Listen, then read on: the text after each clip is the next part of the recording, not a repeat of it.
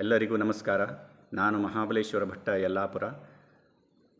ಸ್ವರ್ಣವಲ್ಲಿಯ ಉಭಯ ಶ್ರೀಗಳ ಪಾದಗಳಿಗೆ ನಮಿಸಿ ನಮಗೆಲ್ಲ ಉಚಿತವಾಗಿ ಭಗವದ್ಗೀತೆಯ ಪಾಠವನ್ನು ಹೇಳಿಕೊಡುತ್ತಿರುವಂಥ ಸವಿತಾ ಜೋಶಿ ಅಕ್ಕವರಿಗೂ ನಮಸ್ಕಾರಗಳನ್ನು ತಿಳಿಸುತ್ತೇನೆ.